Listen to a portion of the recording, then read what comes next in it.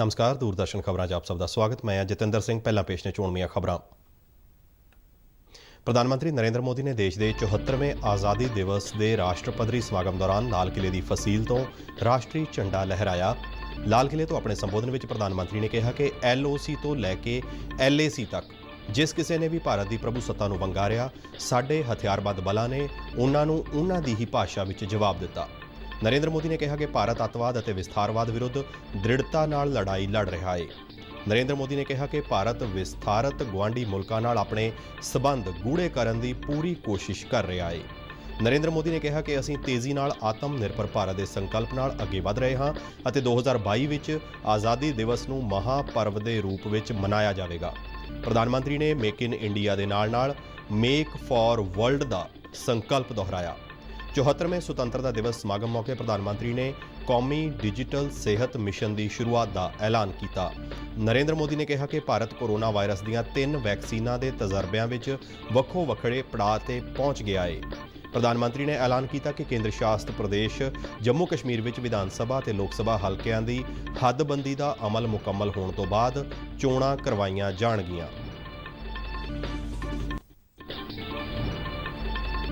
ਰਾਸ਼ਟਰਪਤੀ ਰਾਮਨਾਥ ਕੋਵਿੰਦ ਨੇ ਕੌਮੀ ਜੰਗੀ ਯਾਦਗਾਰ ਤੇ ਦੇਸ਼ ਦੀ ਆਜ਼ਾਦੀ ਲਈ ਜਾਨਾਂ ਵਾਰਨ ਵਾਲੇ ਸ਼ਹੀਦਾਂ ਨੂੰ ਸ਼ਰਧਾ ਦੇ ਫੁੱਲ ਭੇਂਟ ਕੀਤੇ। ਪੰਜਾਬ ਦੇ ਮੁੱਖ ਮੰਤਰੀ ਕੈਪਟਨ ਅਮਰਿੰਦਰ ਸਿੰਘ ਨੇ ਮੋਹਾਲੀ ਵਿੱਚ ਕਰਵਾਏ ਗਏ ਸੂਬਾ ਪੱਧਰੀ ਸੁਤੰਤਰਤਾ ਦਿਵਸ ਸਮਾਗਮ ਦੌਰਾਨ ਕੌਮੀ ਝੰਡਾ ਲਹਿਰਾਇਆ ਅਤੇ ਪਰੇਡ ਤੋਂ ਸਲਾਮੀ ਲਈ। ਮੁੱਖ ਮੰਤਰੀ ਵੱਲੋਂ ਕਈ ਲੋਕ ਭਲਾਈ ਯੋਜਨਾਵਾਂ ਦਾ ਐਲਾਨ ਕੀਤਾ ਗਿਆ। ਪੰਜਾਬ ਦੇ ਰਾਜਪਾਲ ਅਤੇ ਕੇਂਦਰ ਸ਼ਾਸਿਤ ਪ੍ਰਦੇਸ਼ ਚੰਡੀਗੜ੍ਹ ਦੇ ਪ੍ਰਸ਼ਾਸਕ VP ਸਿੰਘ ਬਦਨੌਰ ਨੇ ਅੱਜ ਚੰਡੀਗੜ੍ਹ ਵਿੱਚ ਸੁਤੰਤਰਤਾ ਦਿਵਸ ਮੌਕੇ ਕੌਮੀ ਝੰਡਾ ਲਹਿਰਾਇਆ। ਤੇ ਹੁਣ ਖਬਰਾਂ ਵਿਸਥਾਰ ਨਾਲ। ਪ੍ਰਧਾਨ ਮੰਤਰੀ ਨਰਿੰਦਰ ਮੋਦੀ ਨੇ ਅੱਜ ਦੇਸ਼ ਦੇ 74ਵੇਂ ਆਜ਼ਾਦੀ ਦਿਵਸ ਮੌਕੇ ਦਿੱਲੀ ਦੇ ਲਾਲ ਕਿਲੇ ਦੀ ਫਸੀਲ ਤੋਂ ਕੌਮੀ ਝੰਡਾ ਲਹਿਰਾਇਆ। ਇਸ ਵਾਰ ਕੋਰੋਨਾ ਵਾਇਰਸ ਦੇ ਚੱਲਦਿਆਂ ਕਈ ਤਰ੍ਹਾਂ ਦੀਆਂ ਪਾਬੰਦੀਆਂ ਤਹਿਤ ਕੌਮੀ ਪੱਧਰ ਤੇ ਆਜ਼ਾਦੀ ਦਿਵਸ ਮਨਾਇਆ ਗਿਆ। ਇਸ ਮੌਕੇ ਦੇਸ਼ ਵਾਸੀਆਂ ਨੂੰ ਸੰਬੋਧਨ ਕਰਦਿਆਂ ਪ੍ਰਧਾਨ ਮੰਤਰੀ ਨੇ ਜਿੱਥੇ ਗੁਆਂਢੀ ਮੁਲਕ ਚੀਨ ਅਤੇ ਪਾਕਿਸਤਾਨ ਨੂੰ ਭਾਰਤ ਦੀ ਪ੍ਰਭੂ ਸੱਤਾ ਨੂੰ ਚੁਣੌਤੀ ਦੇਣ ਤੇ ਵੰਗਾਰਦਿਆਂ ਇੱਕ ਸਖਤ ਸੁਨੇਹਾ ਦਿੱਤਾ। ਇਸ ਦੇ ਨਾਲ ਹੀ ਉਹਨਾਂ ਦੇਸ਼ ਨੂੰ ਆਤਮ ਨਿਰਭਰ ਬਣਾਉਣ ਦੀ ਵਚਨਬੱਧਤਾ ਵੀ ਦੁਹਰਾਈ। ਲਾਲ ਕਿਲੇ ਤੋਂ ਆਪਣੇ ਲਗਾਤਾਰ 7ਵੇਂ ਰਾਸ਼ਟਰ ਨੂੰ ਸੰਬੋਧਨ ਵਿੱਚ ਪ੍ਰਧਾਨ ਮੰਤਰੀ ਨੇ ਕਿਹਾ ਕਿ LOC ਤੋਂ LAC ਤੱਕ ਜਿਸ ਕਿਸੇ ਨੇ ਵੀ ਭਾਰਤ ਦੀ ਪ੍ਰਭੂ ਸੱਤਾ ਨੂੰ ਵੰਗਾਰਿਆ, ਸਾਡੇ ਹਥਿਆਰਬੰਦ ਬਲਾਂ ਨੇ ਉਹਨਾਂ ਦੀ ਭਾਸ਼ਾ ਵਿੱਚ ਹੀ ਉਹਨਾਂ ਨੂੰ ਜਵਾਬ ਦਿੱਤਾ। ਪ੍ਰਧਾਨ ਮੰਤਰੀ ਨੇ ਕਿਹਾ ਕਿ ਦੁਨੀਆ ਨੇ ਲੱਦਾਖ ਵਿੱਚ ਦੇਖਿਆ ਕਿ ਸਾਡੇ ਬਹਾਦਰ ਸੈਨਿਕ ਅਤੇ ਦੇਸ਼ ਵਾਸੀ ਆਪਣੀ ਪ੍ਰਭੂ ਸੱਤਾ ਦੀ ਰਾਖੀ ਲਈ ਕੀ ਕਰ ਸਕਦੇ ਨੇ। ਉਹਨਾਂ ਕਿਹਾ ਕਿ ਭਾਰਤ ਅੱਤਵਾਦ ਅਤੇ ਵਿਸਥਾਰਵਾਦ ਵਿਰੁੱਧ ਦ੍ਰਿੜਤਾ ਨਾਲ ਲੜਾਈ ਲੜ ਰਿਹਾ ਹੈ। ਪ੍ਰਧਾਨ ਮੰਤਰੀ ਨੇ ਕਿਹਾ ਕਿ ਅੱਜ ਲਾਲ ਕਿਲੇ ਤੋਂ ਉਹ ਉਹਨਾਂ ਸਾਰੇ ਬਹਾਦਰ ਸੈਨਿਕਾਂ ਨੂੰ ਸਲਾਮ ਕਰਦੇ ਨੇ ਜਿਨ੍ਹਾਂ ਆਪਣੀ ਮਾਤ ਭੂਮੀ ਲਈ ਆਪਣੀਆਂ ਜਾਨਾਂ ਦਾਅ ਤੇ ਲਾ ਦਿੱਤੀਆਂ। ਪ੍ਰਧਾਨ ਮੰਤਰੀ ਨੇ ਆਜ਼ਾਦੀ ਦੇ ਸੰਘਰਸ਼ ਵਿੱਚ ਆਪਣਾ ਯੋਗਦਾਨ ਪਾਉਣ ਵਾਲੇ ਸਾਰੇ ਹੀ ਸੁਤੰਤਰਤਾ ਸੈਨਾਨੀਆਂ ਨੂੰ ਨਿੱਘੀਆਂ ਸ਼ਰਧਾਂਜਲੀਆਂ ਦਿੱਤੀਆਂ। जो हम स्वतंत्र भारत में सांस ले रहे हैं, उसके पीछे मां भारती के लाखों बेटे बेटियों, उनका त्याग, उनका बलिदान और मां भारती को आजाद कराने के संकल्प के प्रति उनका समर्पण आज ऐसे सभी हमारे स्वातंत्र सेनानियों का, आजादी के वीरों का, नर बांकुरों का, वीर शहीदों का नमन करने का ये पर्व है। हमारे फौज के जाबाज जवान, हमारे अर्धसैनिक बल, हमारे पुलिस के जवान, सुरक्षा बल से जुड़े हुए हर कोई मां भारती के रक्षा में जुटे रहते हैं, सामान्य मानवीय की सुरक्षा में जुटे रहते हैं। आज उन सबको भी हृदयपूर्वक, आदरपूर्वक स्मरण करने का, उनके महान त्याग तपस्या को नमन करने का पर्व है। ਵਿਦੇਸ਼ ਨੀਤੀ ਦੇ ਮੁੱਦੇ ਤੇ ਪ੍ਰਧਾਨ ਮੰਤਰੀ ਨੇ ਕਿਹਾ ਕਿ ਗੁਆਂਢੀ ਸਿਰਫ ਉਹ ਨਹੀਂ ਹੁੰਦੇ ਜਿਨ੍ਹਾਂ ਨਾਲ ਸਾਡੀਆਂ ਭੂਗੋਲਿਕ ਸਰਹੱਦਾਂ ਲੱਗਦੀਆਂ ਨੇ, ਸਗੋਂ ਉਹ ਵੀ ਗੁਆਂਢੀ ਹੁੰਦੇ ਨੇ ਜਿਨ੍ਹਾਂ ਨਾਲ ਸਾਡੇ ਦਿਲ ਮਿਲੇ ਹੁੰਦੇ ਨੇ। ਨਰਿੰਦਰ ਮੋਦੀ ਨੇ ਕਿਹਾ ਕਿ ਭਾਰਤ ਸਾਰੇ ਵਿਸਥਾਰਤ ਗੁਆਂਢੀ ਮੁਲਕਾਂ ਨਾਲ ਆਪਣੇ ਸਬੰਧ ਗੂੜੇ ਕਰਨ ਦੀ ਪੂਰੀ ਕੋਸ਼ਿਸ਼ ਕਰ ਰਿਹਾ ਹੈ। ਪ੍ਰਧਾਨ ਮੰਤਰੀ ਨੇ ਕਿਹਾ ਕਿ ਅਗਲੀ ਵਾਰ ਸੁਤੰਤਰਤਾ ਦਿਵਸ ਮੌਕੇ ਭਾਰਤ ਆਪਣੀ ਆਜ਼ਾਦੀ ਦੇ 75ਵੇਂ ਸਾਲ ਵਿੱਚ ਪ੍ਰਵੇਸ਼ ਕਰੇਗਾ ਅਤੇ ਸਾਨੂੰ ਨਿਊ ਇੰਡੀਆ ਅਤੇ ਆਤਮ ਨਿਰਭਰ ਭਾਰਤ ਦੇ ਵੱਡੇ ਸੰਕਲਪ ਨੂੰ ਲੈ ਕੇ ਚੱਲਦਿਆਂ ਇਹਨਾਂ ਸੰਕਲਪਾਂ ਦੀ ਪੂਰਤੀ ਲਈ ਦ੍ਰਿੜਤਾ ਨਾਲ ਕੰਮ ਕਰਨਾ ਹੋਵੇਗਾ ਅਤੇ 2020 ਦਾ ਆਜ਼ਾਦੀ ਦਿਵਸ ਮਹਾਪਰਵ ਦੇ ਰੂਪ ਵਿੱਚ ਮਨਾਇਆ ਜਾਵੇਗਾ। ਪ੍ਰਧਾਨ ਮੰਤਰੀ ਨੇ ਜਿੱਥੇ ਪਿਛਲੇ 6 ਸਾਲਾਂ ਦੌਰਾਨ ਕੇਂਦਰ ਸਰਕਾਰ ਵੱਲੋਂ ਕੀਤੇ ਗਏ ਇਤਿਹਾਸਕ ਕੰਮਾਂ ਦਾ ਵੇਰਵਾ ਦਿੱਤਾ, ਉੱਥੇ ਭਾਰਤ ਦੇ ਸਮੁੱਚੇ ਵਿਕਾਸ ਅਤੇ ਦੇਸ਼ ਨੂੰ ਆਤਮ ਨਿਰਭਰ ਬਣਾਉਣ ਬਾਰੇ ਆਪਣੇ ਸੰਕਲਪ ਨੂੰ ਵੀ ਦੁਹਰਾਇਆ। ਉਨ੍ਹਾਂ ਕਿਹਾ ਕਿ ਅੱਜ ਕੋਰੋਨਾ ਮਹਾਮਾਰੀ ਦਰਮਿਆਨ 130 ਕਰੋੜ ਭਾਰਤ ਵਾਸੀਆਂ ਨੇ ਆਤਮ ਨਿਰਭਰ ਬਣਨ ਦਾ ਸੰਕਲਪ ਲਿਆ ਅਤੇ ਸਾਰਿਆਂ ਦੇ ਦਿਲੋਂ ਦਿਮਾਗ ਤੇ ਇਹ ਛਾਇਆ ਹੋਇਆ ਹੈ ਅਤੇ ਉਹਨਾਂ ਨੂੰ ਇਹ ਪੂਰਾ ਵਿਸ਼ਵਾਸ ਹੈ ਕਿ ਅਸੀਂ ਆਤਮ ਨਿਰਭਰ ਭਾਰਤ ਬਣਾਉਣ ਵਿੱਚ ਨਿਸ਼ਚਿਤ ਹੀ ਕਾਮਯਾਬ ਹੋਵਾਂਗੇ। ਉਨ੍ਹਾਂ ਕਿਹਾ ਕਿ ਆਤਮ ਨਿਰਭਰ ਬਣਨ ਵਾਸਤੇ ਰਸਤੇ ਵਿੱਚ ਬਹੁਤ ਚੁਣੌਤੀਆਂ ਨੇ, ਪਰ ਸਾਡੇ ਕੋਲ ਤਾਕਤ ਵੀ ਹੈ ਅਤੇ ਇਤਿਹਾਸ ਗਵਾਹ ਹੈ ਕਿ ਭਾਰਤ ਜੋ ਤੱਕ ਲੈਂਦਾ ਹੈ ਉਹ ਕਰਕੇ ਹੀ ਦਮ ਲੈਂਦਾ ਹੈ। ਉਨ੍ਹਾਂ ਕਿਹਾ ਕਿ ਜੇ ਭਾਰਤ ਆਤਮ ਨਿਰਭਰ ਹੋਵੇਗਾ ਤਾਂ ਹੀ ਉਹ ਦੁਨੀਆ ਦੇ ਕਲਿਆਣ ਵਾਲੇ ਪਾਸੇ ਕਦਮ ਉਠਾ ਸਕੇਗਾ। ਪ੍ਰਧਾਨ ਮੰਤਰੀ ਨੇ ਕਿਹਾ ਕਿ ਸਾਨੂੰ ਮੇਕ ਇਨ ਇੰਡੀਆ ਦੇ ਨਾਲ-ਨਾਲ ਮੇਕ ਫਾਰ ਵਰਲਡ ਦਾ ਸੰਕਲਪ ਲੈ ਕੇ ਚੱਲਣਾ ਹੋਵੇਗਾ।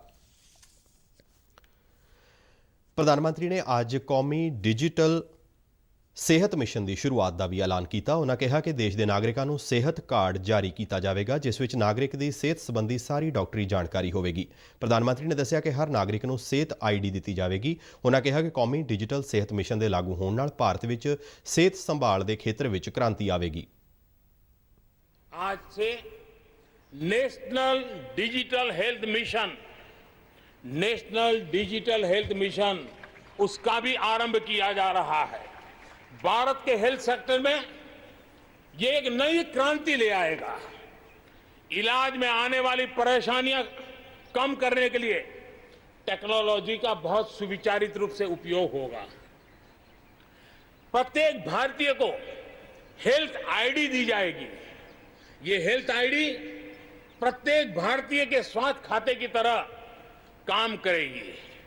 आपके हर टेस्ट, हर बीमारी, आपको किस डॉक्टर के पास कौन सी दवा ली थी, उनका क्या डायग्नोसिस था, कब दी थी, आपकी रिपोर्ट क्या थी, ये सारी जानकारी इस एक हेल्थ आईडी में आपको समाहित की जाएगी। डॉक्टर से अपॉइंटमेंट हो,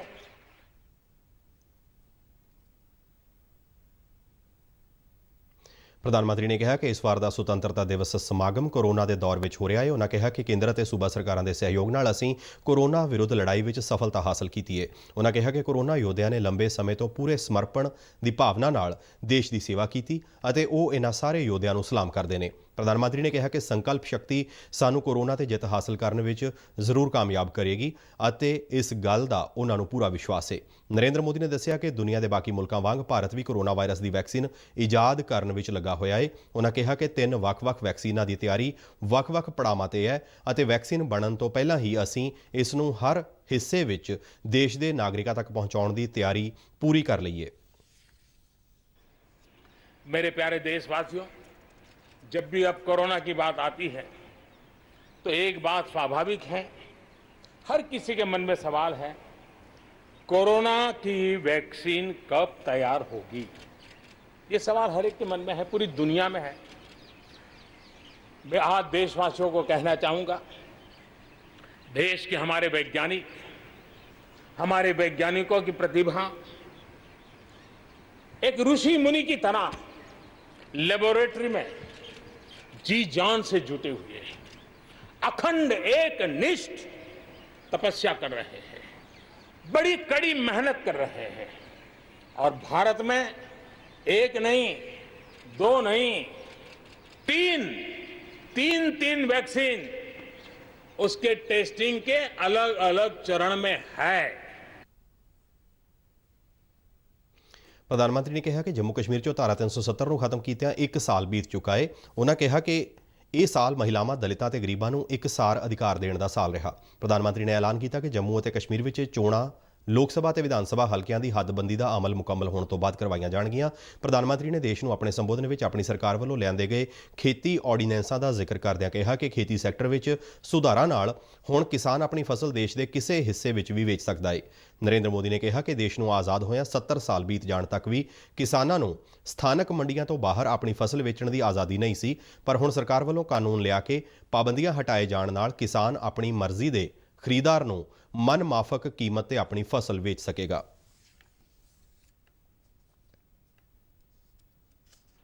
लेह लद्दाख करगिल जम्मू कश्मीर एक क्षेत्र एक प्रकार से इस क्षेत्र को एक वर्ष पूर्व 370 से आजादी मिल चुकी है। एक साल पूरा हो चुका है।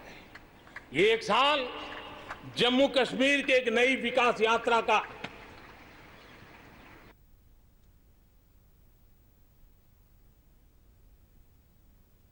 ਲਾਲ ਕਿਲ੍ਹੇ ਤੋਂ ਕੌਮੀ ਝੰਡਾ ਲਹਿਰਾਉਣ ਤੋਂ ਪਹਿਲਾਂ ਪ੍ਰਧਾਨ ਮੰਤਰੀ ਨਰਿੰਦਰ ਮੋਦੀ ਨੇ ਰਾਜਘਾਟ ਜਾ ਕੇ ਮਹਾਤਮਾ ਗਾਂਧੀ ਦੀ ਸਮਾਧ ਤੇ ਸ਼ਰਧਾ ਦੇ ਫੁੱਲ ਭੇਂਟ ਕੀਤੇ। ਇਸ ਸਮੇਂ ਉਹਨਾਂ ਦੇ ਨਾਲ ਰੱਖਿਆ ਮੰਤਰੀ ਰਾਜਨਾਥ ਸਿੰਘ ਵੀ ਮੌਜੂਦ ਸਨ।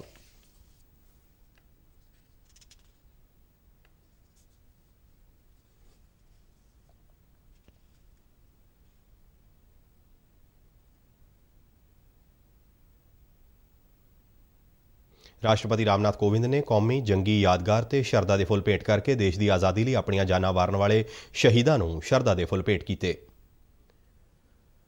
ਸਮਾਜਿਕ ਦੂਰੀ ਅਤੇ ਕੋਰੋਨਾ ਸੰਬੰਧਿਤ ਹੋਰਨਾਂ ਹਦਾਇਤਾਂ ਤੇ ਅਮਲ ਕਰਦਿਆਂ ਕਰਵਾਏ ਗਏ ਇਸ ਸਮਾਗਮ 'ਚ ਰੱਖਿਆ ਮੰਤਰੀ ਰਾਜਨਾਥ ਸਿੰਘ ਅਤੇ ਫੌਜ ਦੇ 3 ਸੀਨੀਅਰ ਅਧਿਕਾਰੀ ਉਹਨਾਂ ਦੇ ਨਾਲ ਹਾਜ਼ਰ ਸਨ।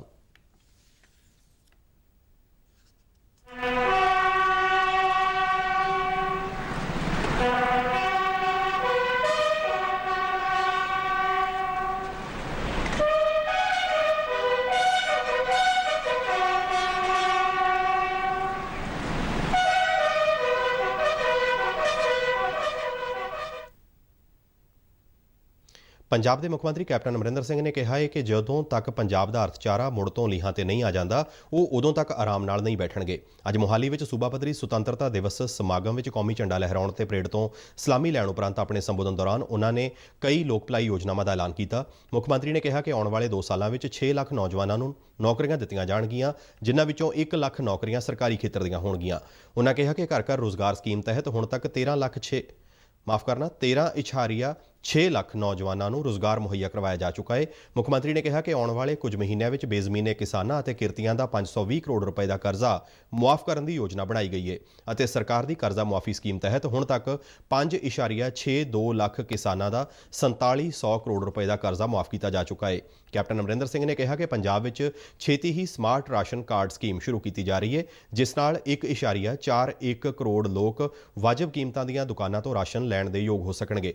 ਮੁੱਖ ਮੰਤਰੀ ਨੇ ਐਲਾਨ ਕੀਤਾ ਕਿ ਅਗਲੇ 2 ਸਾਲਾਂ ਵਿੱਚ 12,000 ਕਰੋੜ ਰੁਪਏ ਦੀ ਲਾਗਤ ਨਾਲ 1300 ਕਿਲੋਮੀਟਰ ਲੰਬੀਆਂ ਸੂਬਾਈ ਅਤੇ ਕੌਮੀ ਸੜਕਾਂ ਬਣਾਈਆਂ ਜਾਣਗੀਆਂ ਅਤੇ ਇਸੇ ਸਮੇਂ ਦੌਰਾਨ ਸੂਬੇ ਵਿੱਚ 750 ਪੇਂਡੂ ਖੇਡ ਸਟੇਡੀਅਮ ਬਣਾਏ ਜਾਣਗੇ ਅਤੇ 2500 ਕਰੋੜ ਰੁਪਏ ਦੀ ਨਿਵੇਸ਼ ਵਾਲੀ ਸਮਾਰਟ ਪੇਂਡੂ ਮੁਹਿੰਮ ਦਾ ਦੂਜਾ ਪੜਾਅ ਜਲਦੀ ਹੀ ਸ਼ੁਰੂ ਕੀਤਾ ਜਾਵੇਗਾ। ਕੈਪਟਨ ਅਮਰਿੰਦਰ ਸਿੰਘ ਨੇ ਕਿਹਾ ਕਿ ਸ਼ਹਿਰੀ ਵਾਤਾਵਰਣ ਸੁਧਾਰ ਪ੍ਰੋਗਰਾਮ ਉੱਤੇ ਆਉਂਦੇ 2 ਸਾਲਾਂ ਵਿੱਚ 1046 ਕਰੋੜ ਰੁਪਏ ਖਰਚ ਕੀਤੇ ਜਾਣਗੇ ਅਤੇ ਸਾਰੇ ਪੇਂਡੂ ਅਤੇ ਸ਼ਹਿਰੀ ਪਰਿਵਾਰਾਂ ਨੂੰ 5 ਲੱਖ ਰੁਪਏ ਦੀ ਸਿਹਤ ਬੀਮਾ ਮੁਹੱਈਆ ਕਰਵਾਉਣ ਲਈ ਸਰਬੱਤ ਸਿਹਤ ਬੀਮਾ ਯੋਜਨਾ ਦਾ ਦਾਇਰਾ ਵਧਾਇਆ ਜਾਵੇਗਾ।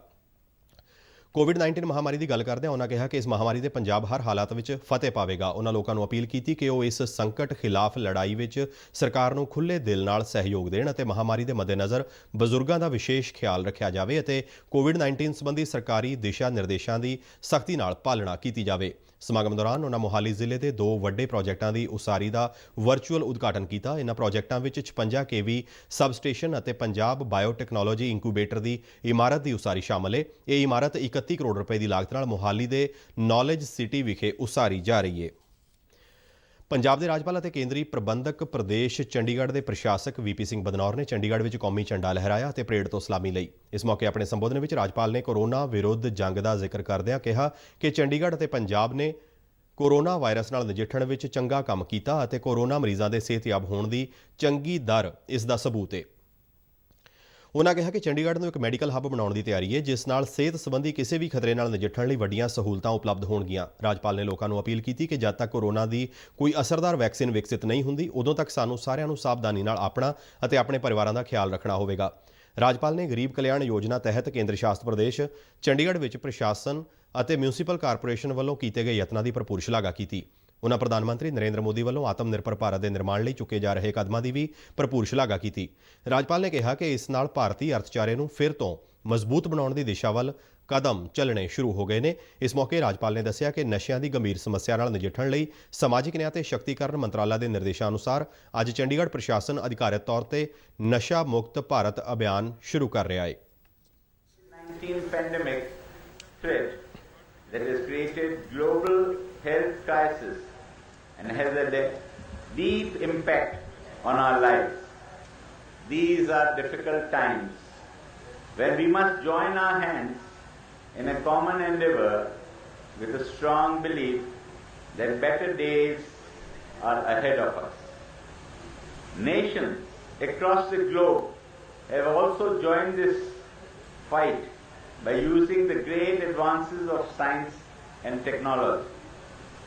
Together, we are tackling this pandemic, and I want to reassure you that if we remain united, resolute, and responsible, then we will be able to overcome it.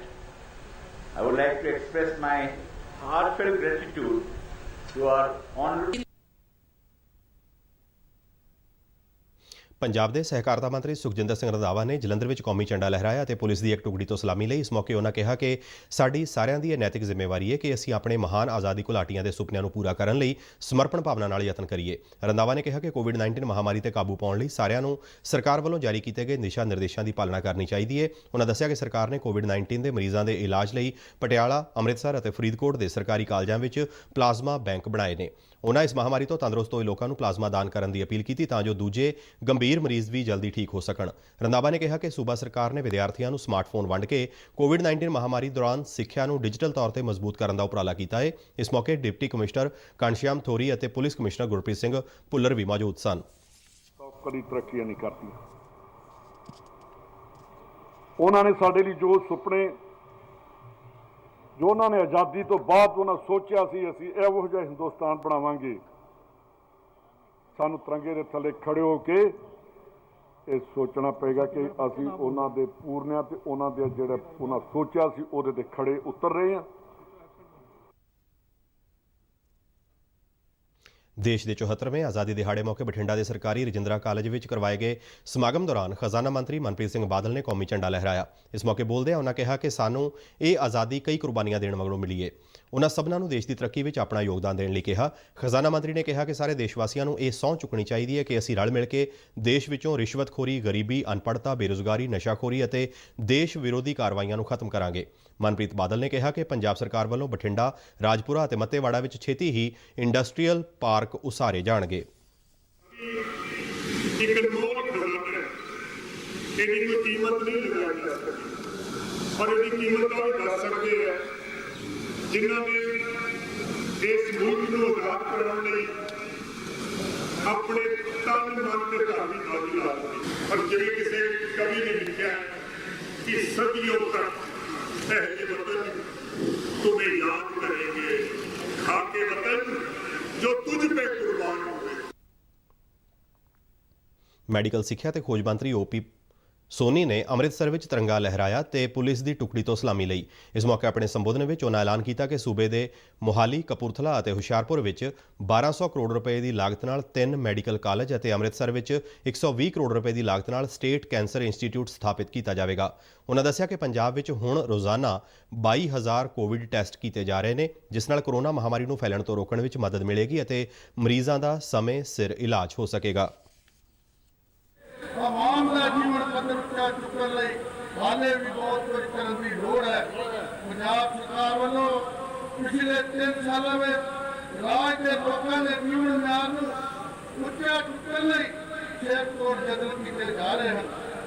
ਹਾਲਾਂਕਿ ਕੋਰੋਨਾ ਨੇ ਪੂਰੀ ਦੁਨੀਆ ਦੇ ਵਿਕਾਸ ਦੀ ਰਫ਼ਤਾਰ ਰੋਕ ਦਿੱਤੀ ਹੈ, ਪਰ ਸਾਨੂੰ ਮਾਣ ਹੈ ਕਿ ਮੁੱਖ ਮੰਤਰੀ ਕੈਪਟਨ ਅਮਰਿੰਦਰ ਸਿੰਘ ਜੀ ਦੀ ਰਹਿਨੁਮਾਈ ਵਿੱਚ ਪੰਜਾਬ ਸਰਕਾਰ ਦੀ ਖੇਤੀਬਾੜੀ 74ਵਾਂ ਆਜ਼ਾਦੀ ਦਿਹਾੜਾ ਦੂਰਦਰਸ਼ਨ ਕੇਂਦਰ ਜਲੰਧਰ ਅਤੇ ਉੱਚ ਸ਼ਕਤੀ ਟਰਾਂਸਮੀਟਰ ਖੁਰਲਾ ਕਿੰਗਰਾ 'ਚ ਧੂਮਧਾਮ ਨਾਲ ਮਨਾਇਆ ਗਿਆ। ਜਲੰਧਰ ਦੂਰਦਰਸ਼ਨ ਕੇਂਦਰ ਦੇ ਮੁਖੀ ਅਤੇ DDGE RK ਜਰੰਗਾਲ ਨੇ ਕੌਮੀ ਝੰਡਾ ਲਹਿਰਾਇਆ ਅਤੇ ਝੰਡੇ ਨੂੰ ਸਲਾਮੀ ਦਿੱਤੀ।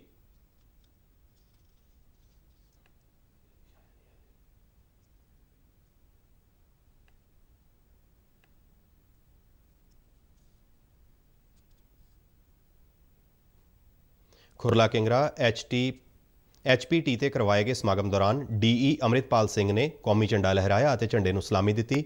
ਇਸ ਮੌਕੇ ਸਮੂਹ ਸਟਾਫ ਦੇ ਅਧਿਕਾਰੀ ਤੇ ਕਰਮਚਾਰੀ ਵੀ ਹਾਜ਼ਰ ਸਨ।